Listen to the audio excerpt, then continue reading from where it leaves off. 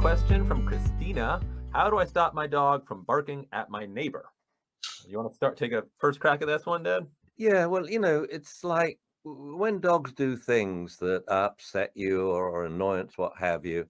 I like to employ the maxim, if this is wrong, what is right? Well, you want your dog to be quiet, so then teach them to shush on cue.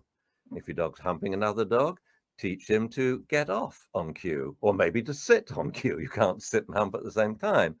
So how do we teach dog to um, shush on cue? Well, we can do it in real time. The dog barks, so we say, number one, Rover, shush. Number two, we waggle a food treat in front of his nose. Number three, when he sniffs the treat, he'll stop barking because you can't sniff and bark at the same time. So then we praise, good dog, good dog, good dog, and give him the treat. So you could do it in the course of everyday living, but for some people that's very difficult because you're distracted. So I suggest you troubleshoot it. You practice shush 100 times in a row. How do you do that? Well, you teach dog to bark on cue. That's easy. Rover, speak. Woo, woo, woo, woo. Good dog, good dog. You do that about 6 to 8 times. Now the dog will bark. Sorry to wake you up, Laz.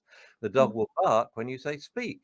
So now you can say shush, and you practice this woof, shush sequence just about 10, 20, 30 times, and then the dog's got it. Like, oh, you mean if you say shush, you want me to stop barking and come to you, and then I can get petted and get a treat? Yeah.